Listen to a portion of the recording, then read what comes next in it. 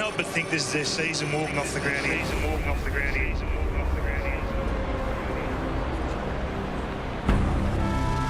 Who's hurt here? Petracca too. Got a knee in the back, I think. It's a big knee from Darcy Moore. Got him right in the ribs. And not well there at all. He was in pain immediately. Christian Petracca went to ground, had to break away from the quarter-time huddle. A lot of pain there. If that is a serious rib injury, there's no way he can meaningfully contribute today. Petracca looks like he's getting ready to come back onto the ground. Yep, he is. Extraordinary. I don't know, that would have to be so sore on that left-hand side ribs. Watch him closely. He's being so brave right now, but he's not comfortable out there at all. Just watching Petracca behind the play then, he is moving ever so slowly. He's hunched over most of the time. He's in a lot of pain. I don't know how much longer he can last. So he is done officially. He's not going to take any further part in the game. Anything with a broken rib or a cracked rib, you know, you certainly get some pain relief and see how you can go on. It was pretty evident that he wasn't going to be able to play on, so we just pulled it straight away at half-time. I just sometimes think if that's my son going back out of the ground, the field of battle to win one given game, Jace, to take that risk. I think you're being unfair. I'm always comfortable because I'll back in the medical staff. Every time we say the players' welfare comes first, I just think today was evidence for me.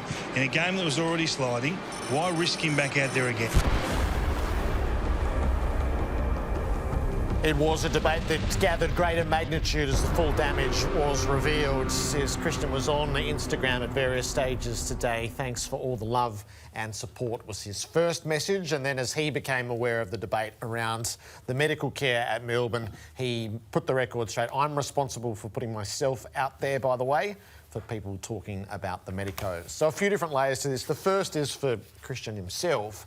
I mean, this is Dipper and Derm territory, isn't it? Oh, it is some of the most famous footage in AFL history is Dermot getting crunched in '89 and Dipper getting helped off the ground after the siren, couldn't breathe, straight into hospital.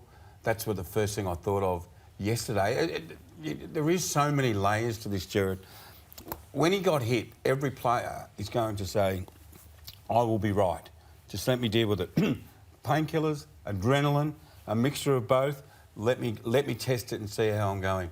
I think in the cold hard light today, with what we now know, that was a wrong decision to send him back out there. I can understand why they tried, but in hindsight, it was the wrong decision, and that's been proven today.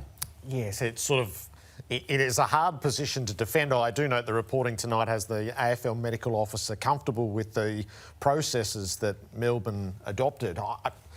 That escapes me. I'm not quite sure how you could be comfortable not knowing what the damage was and subsequently learning in hindsight and having a player go back out on the field in that condition. So Melbourne's statement today was conspicuous for not addressing any of what transpired, but all about what happens next with the welfare. Do you think we require some transparency, what happened behind closed doors? What sort of... Was he given injections?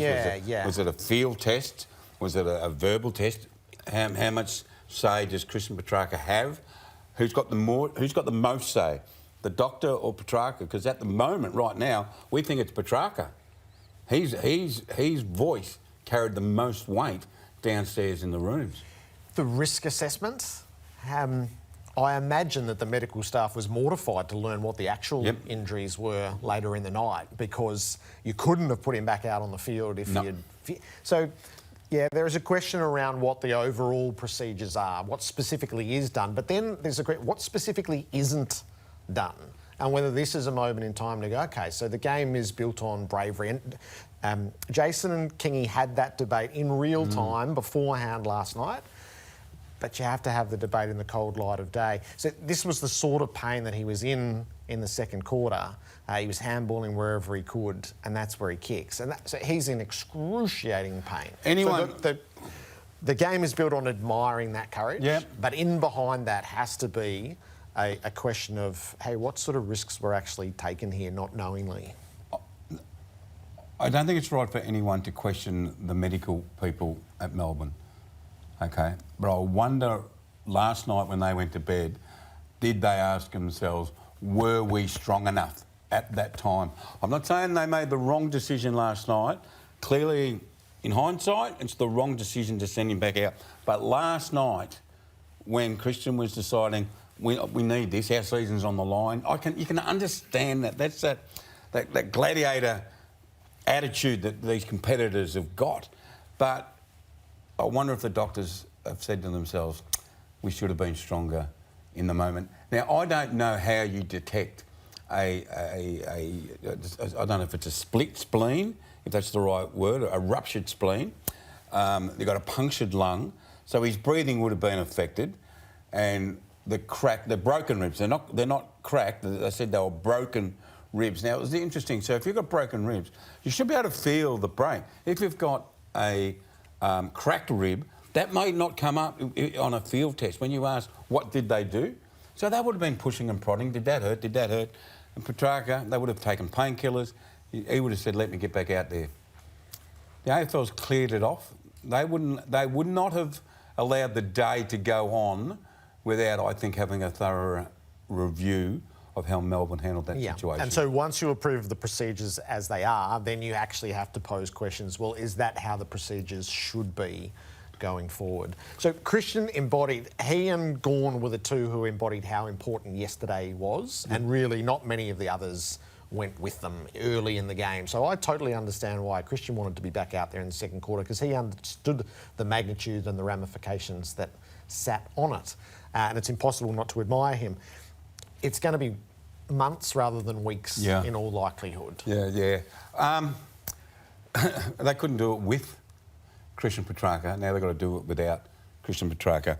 We said after the game last night, well, I did, I think they're done. I think they can't win it.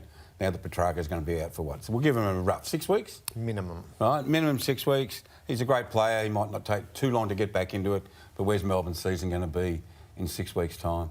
As Kingy said, when Petracca walked off the field last night, I think their season walked off with him. Yep. So a couple more nights in hospital. He should have been in Queensland with his loved ones tonight, as having a bit of a breather. So that hasn't panned out at all. So our thoughts are with him, separate to the debate.